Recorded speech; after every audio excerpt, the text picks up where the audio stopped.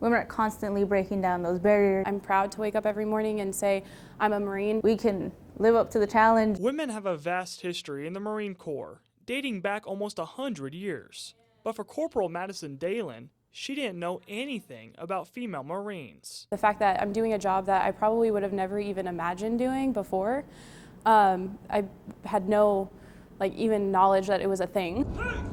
While men make up about 92% of the Marine Corps, Defense Department data shows female enlisted Marines, on average, are promoting almost a half year faster than their male counterparts. This is unique for female Marines, as data shows this trend does not exist with the Army, Navy, or Air Force. We have this thing amongst the female Marine Corps.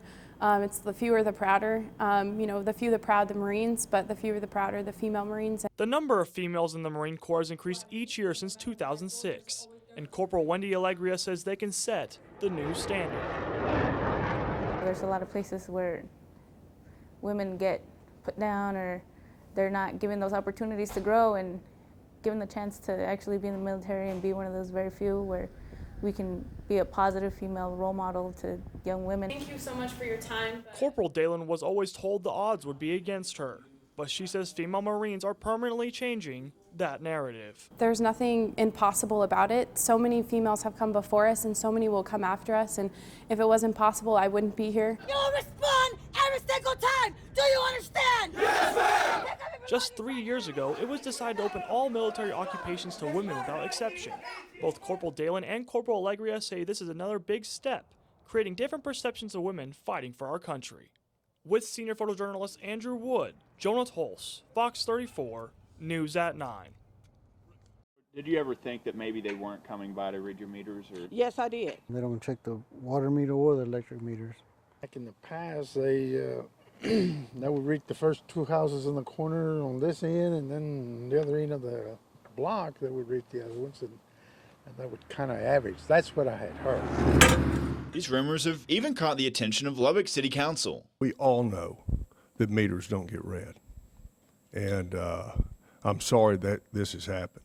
Representatives from LP&L say that's not the case. Meter readers for the city of Lubbock read every single meter, every single month. Do they though? Well, we decided to put them to the test. We asked 20 homeowners to take part in our investigation by taping Fox 34 News investigation cards over their water meters. We included neighborhoods all across the city. Why water meters? Well, unlike the electric meters, they're tucked away from the elements, buried underground. By taping them to the water meters, we cut down on the possibility of the covers coming loose, showing the only way the meter could be read was to remove the card. We left them in place for exactly a month, and came back to check the results. How did LP&L fare? It is not there. Andrew, I don't see it in there. Nothing. Of the 20 cards we put out, all was found but one. The LP&L meter readers passed our test. What do you think? Were you surprised that it wasn't on there? I mean, yeah, after my summer bill, on my electric bill, I was a little surprised. It was surprising. The one that wasn't removed, LP&L spokesman Matt Rose says he doesn't know what happened. I cannot speak to that one medallion. I cannot tell you. I can't tell you with any level of certainty, why that, of the 20 that were laid out, why that one was still there. The gentleman whose meter hadn't been read, well, he was a little less than pleased, but really not surprised. Well, I bought this house 2 years ago, and there was a boulder in the alley that I never knew what it was covering or anything. And I had my neighbor move it with his bobcat because I couldn't even pick it up, and it was my water meter. And so whenever I called them to complain, they came out to check the meter and said that it's been accurate the whole time. I don't see how it's ever been read with a boulder on it. Rose says there's always going to be human error. However, it's something the utility has been working on. If we have an instance where we see that somebody is not reading a meter or reading a meter to a level of accuracy that is acceptable to us, there are disciplinary actions that are taken. And there have been instances, in the past year or two where folks have had to move on and find something else to do. Are you still skeptical that they read them all the time? I don't think they read them all the time. I honestly don't. Well, maybe not. If they do the water, I don't think they do all the meters, electric meters. It makes me know that either they were tipped off that something was going on, or they finally decided to read it. It's just coincidental that it happened this month.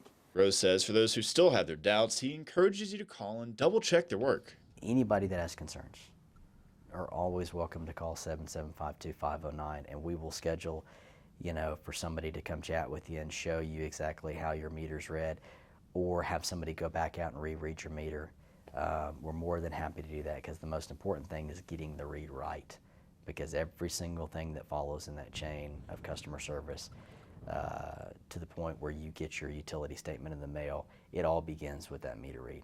If you have any questions about your utility bill, we'll have a link to LP&L and the City of Lubbock Utilities in the Fox 34 News app. With senior photojournalist Andrew Wood, Austin Kemker, Fox 34 News at 9. Brownfield residents are voicing their concerns about a gas smell that has overpowered the area. I'm Nina DeSaro. What they're concerned about and how this affects their daily lives. It's 9 o'clock, and you're watching Fox 34 News at 9 in high definition. Good evening, everyone. There is a mysterious smell taking over the northwest part of Brownfield. The stinker is not only the odor, but the lack of answers the residents say they're not getting. Our Nina DeSaro with the potential cause and how this is disrupting their daily lives. The overbearing smell lingers in the air in some parts of Brownfield. You can smell it so bad, and it's horrible. Residents aren't too pleased with the odor they say has been there for several months. Most of them we spoke with didn't want to be on camera, but had a lot to say, especially one couple who was concerned the smell might be coming from their own home. They hired a natural gas company to check their house for any leaks. He actually came out to my house, cut my gas off, checked everything, checked my gas lines and stuff. The company told them the odor wasn't coming from their place. It was coming from the railroad tracks nearby. Just last week, hydrochloric acid leaked from a tank car, causing 2 workers to be hospitalized. Residents say that leak only made the smell worse. Along with the annoyance of the odor, they're concerned for their health. I've had the headaches for the last 2 weeks. I've had headaches, and it's because of the chemical in the air. It's horrible. You don't want to be over here. Nausea, headaches, dizziness, and people are getting sick, and I'm afraid of the older people and the kids. I've been going to the hospital, getting a lot of dizzy spells, nauseous. My neighbors came and said it smelled so bad that her and her baby had to leave their house because they couldn't breathe. I'm actually standing here in the location that residents are saying the smell is the most concentrated, and I can tell you, I can taste the smell in my mouth. The inside of my nostrils are burning, and it's clear why residents are concerned. Brownfield residents say they just want information from authorities. We spoke to Brownfield's fire chief, Dennis Rowe, who says the smell is coming from crude oil off the rail cars. He says it isn't hazardous and are in the process of installing buffers and filters to combat the odor. There's like no neighborhood pamphlet. They don't give us any information. They just tell us to leave or come or go. One's if one of these tanks like just completely gives way or something someday, and you just can't breathe, or you're asleep, or something happens and you don't wake up. Joe says his neighbors that live behind him recently moved out because they couldn't handle it. He also says because of the smell, the vegetables he grows have been contaminated. The fire department told us that if our pets were outside, chances are they're going to die. Residents say they don't want to have to move from their home, but they don't know how much longer they can stand it. It just ain't right. It ain't right. It's like living across the street from a volcano almost, you're just kind of like hoping it'll just stay quiet until everything's calm and it goes away. Some are even working on a petition to get the train cars moved elsewhere. Nina DeSaro, Fox 34, News at 9. B-1, or the Bone, as it's dubbed by the men and women of the 9th Bomber Squadron at Dyess Air Force Base, isn't your average bomber.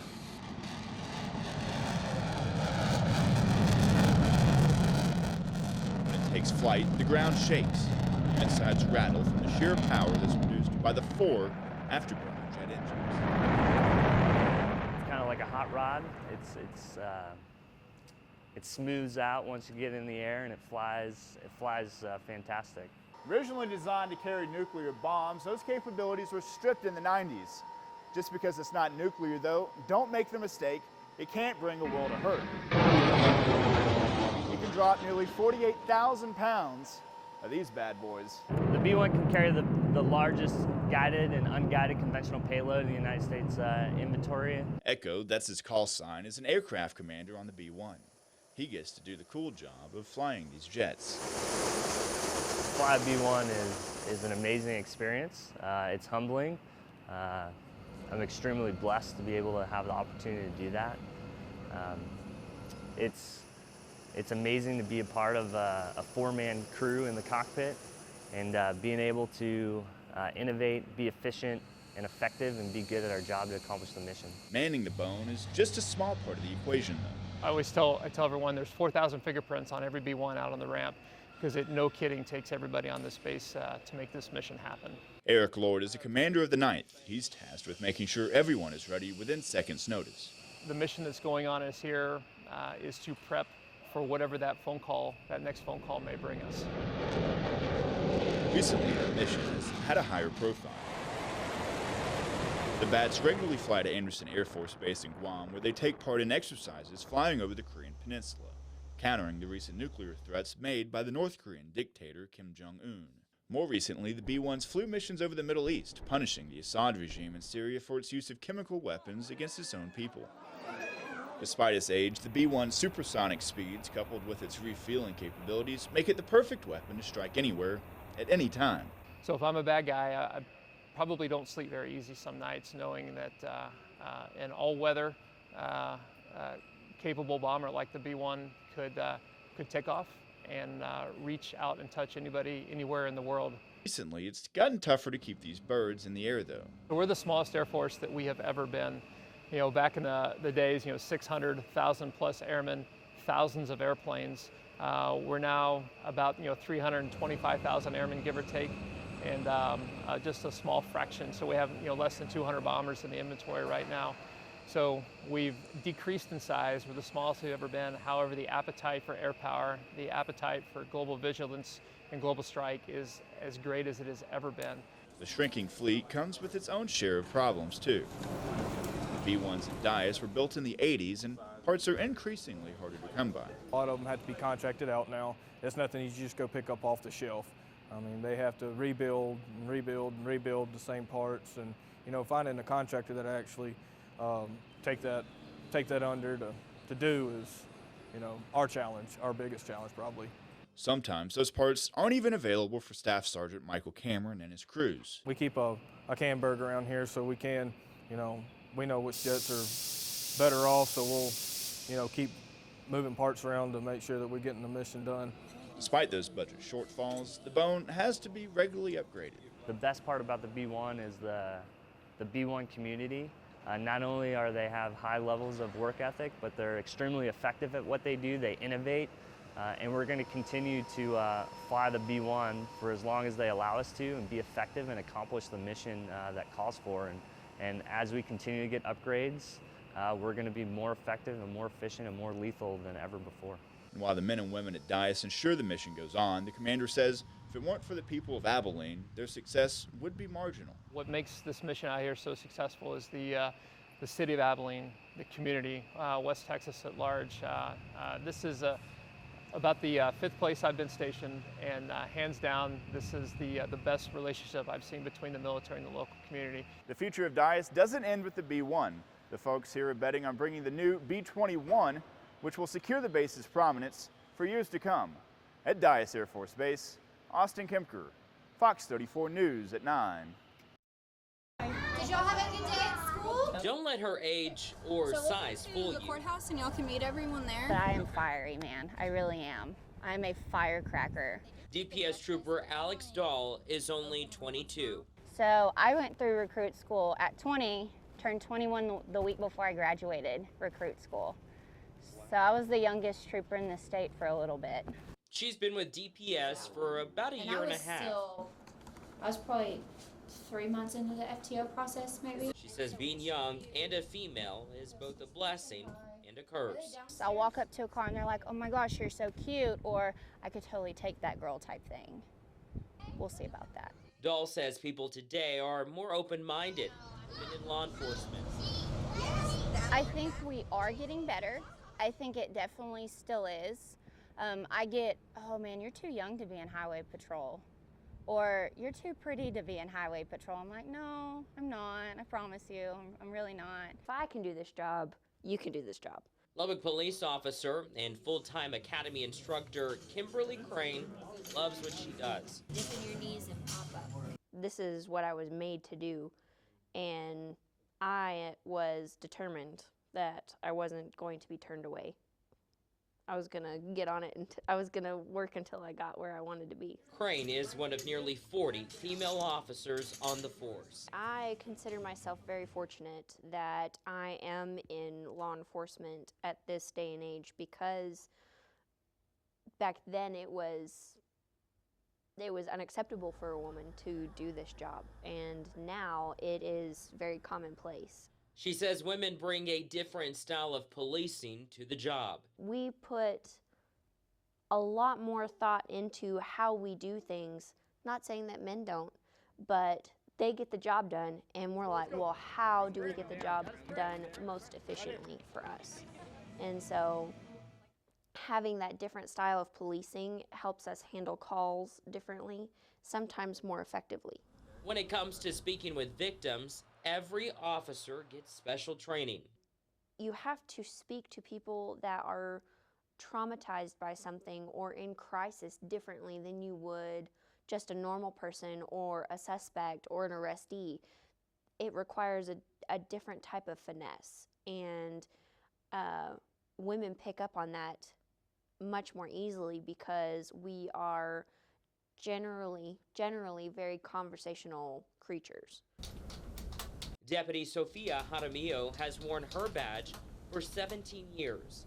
She's now an investigator with the Lubbock County Sheriff's Office. I work persons crime, so I do a lot of the domestics and the sexual assaults. For this mom, her job can be tough.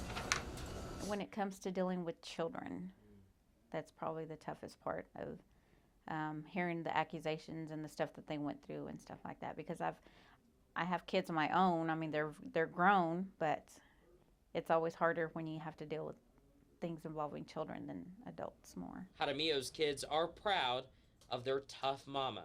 So they worry about mom because being short and, so they worry about things happening, but they're proud of what I do. When she first started as an officer on patrol, Jaramillo says she had to work hard and prove to others that she could handle it. Even still now, maybe not as much because I'm not in patrol, but I've had encounters where men are, because you're a woman and then your size and stuff like that, that they feel like they can intimidate you. So, and then they find out they can't. She would love to see more women working right by her side. She's the only female investigator and says there's only one woman on patrol. If you're really into it, I would say make sure that you stick with your dream. Don't let anybody tell you that you can't do it, because you can do whatever you want to do. I mean, you have to have thick skin. You have to be able to kind of be lighthearted, but be able to be serious and a moment's notice. And so it definitely takes a certain kind of person to want to go out here and do this every day. And when I see a female come in, I want her to like the job like I do and work as hard as I do at the job. One badge at a time, these three changing the perception of ladies in law enforcement. With senior photojournalist Andrew Wood, Henry Ramos, Fox 34, News at 9. It was too horrific. I was not expecting to lose him. We know that he will be released from prison at some point, and that will be scary. There are times when you're going to be angry. There are times you're going to ask the question, why? A violent crime can scar someone forever, igniting a sense of outrage, pain, and sorrow. Physical and emotional distress no one is ever prepared for. Dealing with the trauma without any help can be daunting.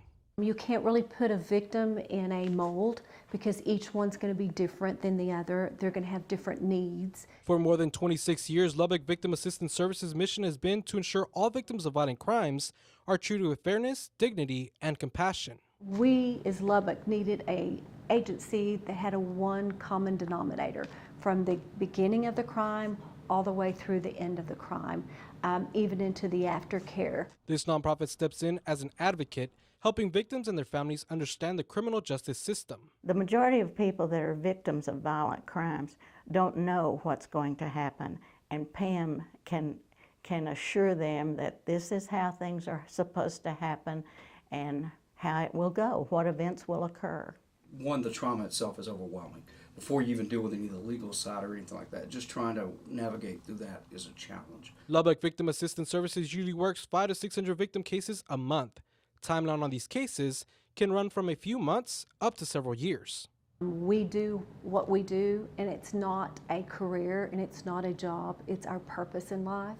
And I think with that, you can carry on, and God allows you to put it where it needs to be. Margaret Mary McCullough's husband was killed in their garage in July of 2007. She says for 2 straight years, she has no recollection of those events. The emotional and mental trauma took over. I honestly went into shock. I do not remember flying home to New York to bury my husband. I don't remember anything. I was kind of numb and dumb. Within hours of her husband's murder, Lubbock Victim Assistance Services made contact with Ms. McCullough and her family. For the last 12 years, they've remained in her life. I'm just blessed. I'm just loved by them, and they're wonderful people. They'll take care of you if you allow them. The agency also helped Margaret Connor, a drunk driver, killed her parents in Central Texas. What she has done for us all these years is just provide support and answer questions. People like me and like my family don't know anything about the criminal justice system, and it's pretty scary, and she would explain that. James's daughter was sexually assaulted. He says having someone advocate for him and his daughter brought comfort and reassurance. It was nice to have that extra voice in there and trying to do that, because you can't call the DA at 2 o'clock in the morning when your child is having a meltdown. You can't call the sheriff at 2 o'clock in the morning. And those people were great, and they did a great job. A lot of these victims, we get so entangled in their families that they do become like family, and we're there no matter what. If you're the victim, if you're the victim's family, this is the team you want in your corner. Victims have brought me angels, you know, and that means a lot to me. It's just a neat thing that you know that you made a difference in someone's life. The agency also provides counseling along with claiming crime victim compensation from the state. Pam Alexander Schneider is the founder of Lubbock Victim Assistance Services. She says this work is powered by faith, bringing peace of mind and hope to those who need it, along with a sense of normalcy as they try and move on with their lives. With senior photojournalist Andrew Wood, Marcos Ortiz, Fox 34 News at 9. The officer wouldn't get off my son, and obviously my son is moving because he's choking on his own blood because of the beatings. He moves and keeps yelling at him, "Don't move, don't move." Jose Escarcega's father very unhappy with LPD for the way they arrested the suspected car thief. Despite an investigation into excessive force, he says it's not enough. All those officers that committed a crime against my son, I want them to pay for it in the same way my son is paying. Escarcega is awaiting trial, accused of seriously injuring an LPD officer in July. His arrest was also investigated for use of excessive force by 2 Lubbock police officers. One is back on the job after a 15-day suspension. The other is in the midst of a 30-day suspension. As Daniela Paraga, our sister station, Telemundo Lubbock reports, Escarcega's parents say that they believe both their son and the LPD need to be held more accountable for injustices. He went into a coma. He came back. But I think God didn't want to take him because with everything they did to him, my son shouldn't be here anymore. It was through a family friend and the local news that Margarita Escarcega and Braulio Duran found out their son Jose Escarcega was in jail. They never told us. We couldn't see him. Finally, on the 3rd day, on August 1st, we found out he was in jail. They told us he had been in an accident. According to police reports, Corporal Ryan Durrett was trying to arrest 19-year-old Escarcega, a suspected car thief, when he ran. His lawyer, David Martinez, says a suspected stolen vehicle was borrowed and Escarcega didn't know it had been reported stolen. He decides to run a check on the license plate of the vehicle, determines that that vehicle had been reported stolen 5 days previously, comes back to talk to my client, tells him that pickup is stolen. My client panics, takes off running. According to police, Escarcega then tried to steal Durrett's patrol car. Corporal Durrett tried to stop him, and they struggled over control of the vehicle. The patrol unit accelerated toward a traffic light pole. The defendant and Corporal Durrett were thrown from it by the force of the collision, causing a severe injury to the officer's knee. There's nothing in that video that shows that Jose put the vehicle in drive, that Jose put his foot to the gas pedal.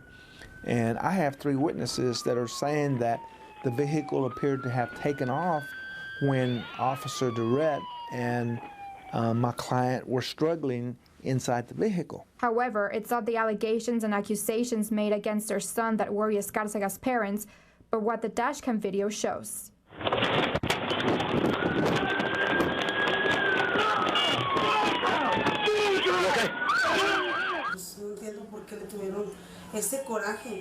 I don't understand why they had so much anger toward him. I understand he was their colleague, but I mean, they have to do their job too. Say, you know what, this happened. Let's see what we can do. Take him and arrest him, not beat him up. According to several officers in their reports, the suspect continued to resist arrest, and his decisions and actions caused him to sustain several injuries. The officer wouldn't get off my son, and obviously my son is moving because he's choking on his own blood because of the beatings. He moves and keeps yelling at him, "Don't move, don't move." His parents claim that because of the beatings and the tasing, Escárcega suffered serious injuries. He had a broken shoulder, his ribs. He was all beat up. His skull was cracked. He has no teeth. Ms. Escárcega claims her son stopped breathing while being treated inside the ambulance, and paramedics had to put a tube down his throat. When Escárcega reacted, she says officers tased him again. My son's heart stopped. It was when they got to the hospital they tried to bring him back using the defibrillator. He didn't come back. They intubated him until they put something in his heart. They had to do surgery on him. After the arrest, LPD Internal Affairs launched an investigation into whether any of the officers' actions violated department policy and procedure. Officer Edwards accepted a voluntary 16-day suspension without pay, and Sergeant Jordan accepted a voluntary 30-day suspension without pay. Escárcega's parents say this is injustice. All those officers that committed a crime against my son, I want them to pay for it in the same way my son is paying. It's been almost 4 months since Escárcega's arrest. From inside his cell, he wrote a letter to his parents claiming he found pieces of glass and razors in his food. He says they want to kill him because they know who he is and they're out to get him. They're being very unfair with him. I know people inside, and they told me everything they do to him. Escárcega's parents say all they want is justice to be served. Only God knows why things happen this way, but I also want to know why they are saying things that are not true. They say they want the officers and their son to take responsibility for what they did. They shouldn't try to put a Band-Aid on a gaping wound. I know what my son did is wrong. He shouldn't have run away from the officers, but they didn't have to attack him like that. With photojournalist Andrew Wood, Daniela Párraga, Fox 34, News at 9. Escárcega's lawyer says that a civil suit will be filed against LPD for the physical injuries suffered during the arrest. He is facing charges of aggravated assault on a peace officer. The punishment ranges from 5 years to life in prison.